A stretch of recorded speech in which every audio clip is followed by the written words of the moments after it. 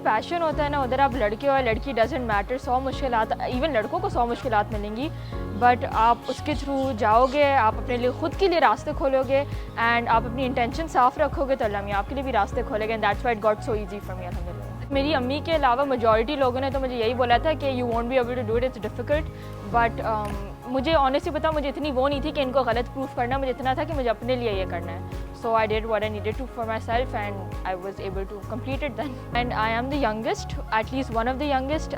I feel like बहुत like there एक दो और होंगे 18 साल के, बट CPL आपको 18 साल से पहले नहीं मिल सकता बिकॉज उसकी रजिस्ट्रेशन आप 18 पे करवा सकते हो। And the way I became the youngest was मैंने O and A levels 1 साल पहले एंड 7 दिए थे, तो मैंने इस तरीके से अपने 4 साल आई सेव्ड एंड 2 साल के फ्लाइंग का कोर्स होता है वो मैंने 8 मंथ्स में कंप्लीट किया था क्योंकि मैंने एग्जामिनेशन द फ्लाइंग 7 की थी। सिंस मैं जब से छोटी थी एंड जब से यू कैन से एक इंसान का दिमाग चलना शुरू होता है, मैं तब से सिर्फ फ्लाइंग के बारे में सोच रही थी। एंड मैंने अब तक ज़िंदगी में जितना भी कुछ भी किया है, कोई भी पढ़ाई की है, मेहनत की है, वो मैंने फ़्लाइंग को डेडिकेट करके किया है। एंड मेरा यूट्यूब पे मेरे बचपन में मैं देखती फ़्लाइंग की वीडियोज़ थी, मेरा हर शौक़ फ़्लाइंग से related.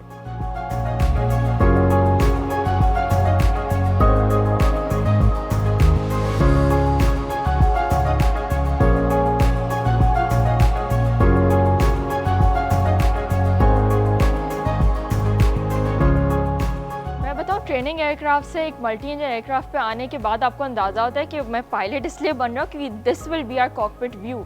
I mean for me, मैं ट्रेनिंग एयरक्राफ्ट पे भी हूँ, उसमें भी being able to go in the sky every single day, इससे ज़्यादा मेरे लिए फैसिनेटिंग बात कोई नहीं हो सकती।